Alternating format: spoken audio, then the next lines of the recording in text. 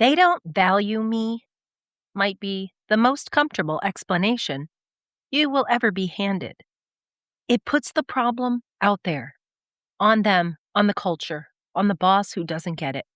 And it lets you walk out the door without ever asking the harder question. Are you undervalued here? Or are you underperforming here? That's what we're getting into today.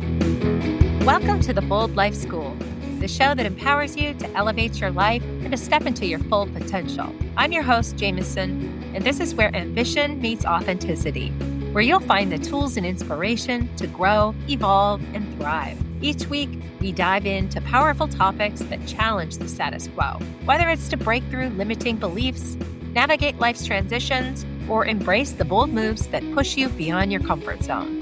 Now let's get into today's episode.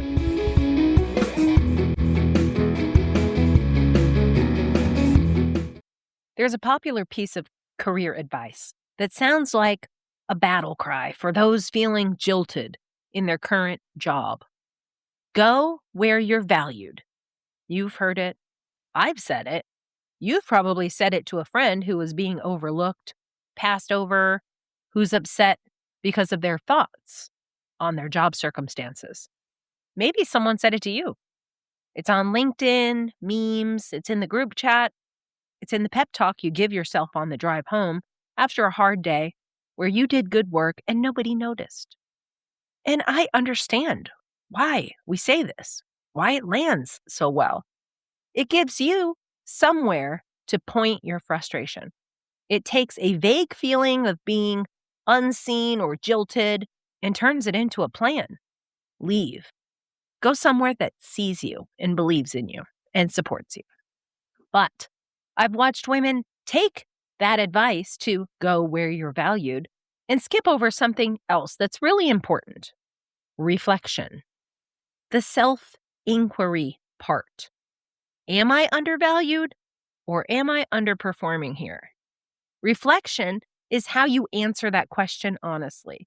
And the expression, go where you're valued, lets you walk right past it, straight to the exit, straight to blame before you figured out which is actually true. Let me separate two things that often get blurred together: external value and internal value. External value is how a place recognizes and rewards you. It's the raise, it's the promotion, the stretch project, the opportunities and access given to you.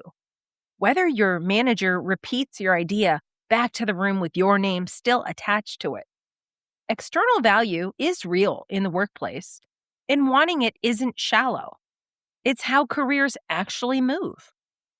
Internal value is different.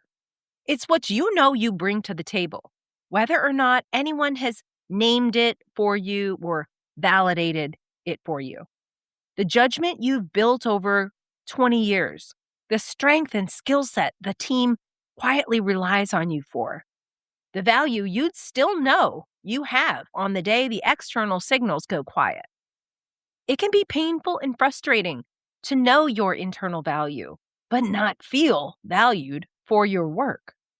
Most of the pain around this comes from mixing together external and internal value. On one side, you have women who've handed over their entire sense of self and value. If they got the promotion, they're valuable. If they didn't, they're not. Their sense of their own worth rises and falls with their performance review, feedback, or the opinions of others. On the other side, you have women who've done the opposite. They've decided their internal value is the only thing that counts. There's ego involved, so any feedback that doesn't match what they think about themselves must be wrong. They don't even consider how they may be part of issues that are occurring. Taking one side or the other, both are mistakes. One only trusts the outside. One only trusts the inside. Neither one is doing the actual work, which is holding both at the same time and staying honest about what you're looking at. Sometimes the gap between the two is real, and it isn't yours to fix. This is misalignment, one of the 5 career signals I talk about on this show. Misalignment is when the role, the culture, the leadership, or the environment no longer feels like a fit. There's friction. You're not less valuable. You're valuable in a place that isn't able or willing to see it. I've watched this happen to brilliant women. She's operating at a level the org doesn't necessarily have language for. Maybe she doesn't fit perfectly in a box there. The thing she's best at isn't the thing this company rewards. The leadership above her measures success by something she doesn't believe in anymore. Nothing's wrong with her work. The environment just can't or won't recognize and reward her contributions. When that's what's actually happening, the advice to go where you're valued is exactly right. That's not running away. It's a strategic career move when you're running toward a place that wants what you have to offer. Now, some of you already decided that your work situation is the misalignment one. You heard the environment can't see or hold her and thought, that's me. Maybe it is. But stay with me because they don't value me is also the most comfortable explanation you will ever be given about all of your problems at work. Because it puts the problem out there, on them, on the culture, on the manager who doesn't get it. And it protects you from the harder possibility, which is that some of the feedback is accurate. Sometimes the gap between how you see yourself and how they see you is not misalignment. It's a real gap in your performance. And your internal value, the thing that's supposed to steady you, quietly turns into the excuse you use to dismiss every piece of info or feedback that could actually help you grow. I've seen this too, just as often. A woman is genuinely good at her job. The feedback isn't that she's not talented, it's that she's been avoiding the hard part, the follow through, the cross functional relationships, the things she finds tedious and keeps letting slide. It showed up in her last 2 reviews. Different managers, same notes on areas she has an opportunity to improve on. And every time it comes up, she has the same explanation ready. They don't value me here. Maybe. Or maybe there's a real gap. It's hers and it's completely fixable, but only if she's willing to see it instead of leaving to go look for the problem somewhere else. I've done this. I've decided I was undervalued in a situation where, if I'm truthful, I was also skipping the part of the work I didn't like, I wasn't comfortable with, unintentionally and intentionally, avoiding a part of the job that was necessary to get me from there to here. Through reflection, I realized that I needed to be more intentional about things like selling myself, communicating my offer, showcasing my skills and contributions to gain visibility and build a reputation as a leader. If no one could see my work, was I really working? It's a lot more comfortable to update your resume than to sit with the sometimes uncomfortable idea that the criticism had something real in it. And if you leave every time your self-image and the feedback don't match, you don't gain personal or professional growth. You also don't escape the performance gap. Instead, you carry it into the next role and the one after that. Avoidance leads to the same frustration over and over, no matter whether it's here or in a new building. One of the coaching models behind most of my work is Brooke Castillo of the Life Coach School's model. It's called The Model.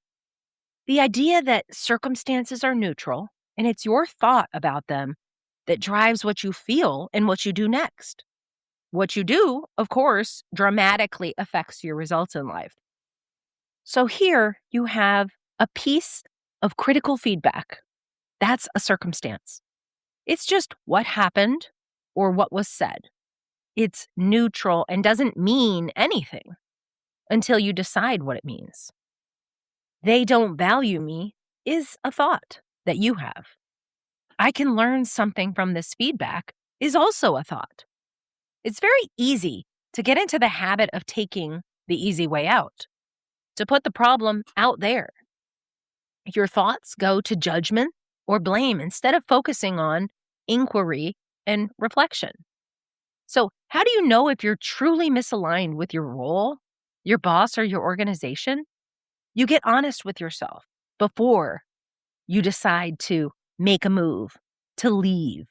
When I'm trying to tell the difference, I look at three things. First, I look at whether the feedback is showing up in one place or in more than one. In my experience, while grumbling and sulking about not feeling valued, I also reflected on the feedback and took accountability for my part, my skill gap, where I know I got lazy on the job. A single manager who doesn't get you might be misalignment. But if you're receiving similar notes from different people across different jobs or circumstances, it's worth taking some time to think about it seriously. Second, look at whether the feedback you're receiving is about the value you can actually claim to bring to the table or about something on the edge of it. If you say your strength is strategy and the feedback you're getting is that your slides have typos, that's not a challenge to your core value.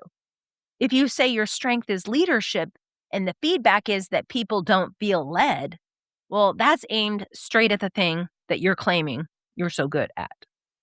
Not every piece of feedback should carry equal weight, but it's helpful to get a clear picture of what people are saying and stay reasonable about what it means to you and to stay open to what you can develop within yourself. Third, can you name specifically what they'd need to see from you, to get from you? And can you honestly say you're delivering it? Not that you're capable of it, that you've done it consistently where they could see it. And if you can't say yes to that, the gap may be real. It may be at least partially you, and that's okay. We all have opportunities to grow. Performance gaps. We're all growing all the time. But the gap may be closable if you're willing to take a look at it and address it. And leaving without reflecting on your own performance gaps isn't going to close the gap. None of this means go where you're valued is wrong. It's real, and sometimes it's exactly what a woman needs to hear. That permission to go find her people and her place for who she's becoming. I just want you to do the work before you act on it. Because there's a version of leaving your job where you've looked honestly and you know the gap isn't a performance gap. You've closed everything that was yours to close. What's left is a genuine mismatch between what you bring to the table and what this place can use. When you leave from there, you're not walking away from an accurate assessment of your own work. You're moving toward a place that can actually recognize what you bring. And there's a version where you leave to avoid seeing your work clearly. That doesn't hold. You feel the relief for about a quarter or two, and then the same gap shows up in the new job because you brought it with you and didn't address the opportunity for growth behind it. The difference between those two types of exits is the work you did before you walked out. This is stage 1 of the Bold Life Career Reinvention Framework. Recognize the gap. It's about building awareness of what is really going on. People hear that and think recognize the gap means notice that you're unhappy, check mark it, and you're done. On to the next thing. It doesn't. Recognizing the gap means that you're correctly diagnosing what's actually wrong with your career, because the entire strategy that comes after is built on this diagnosis, and it needs to be accurate. You get the diagnosis wrong, and every decision downstream may be wrong too. Is the world failing to see what you bring? Or are you failing to deliver what you claim? Are you misaligned with the org? Or are you underperforming and not fulfilling a key requirement needed to get you through the problem or to the next level? In order to make the right decision and build a strategy for who you're becoming in your career, you must first recognize truthfully and accurately what is really going on with you. Only then can you decide what comes next. Leave, go, stay, grow. The work is to close your part up first so that when you decide to make a move, that you're deciding on clean information. So yes, go where you're valued. Just do the harder work first. Look at the gap honestly enough to know whose it is, because valuing yourself was never about defending your self-image or your honor. It was always about being willing to see yourself clearly and choosing what comes next from there. I hope you enjoyed today's episode, and I will see you the next time.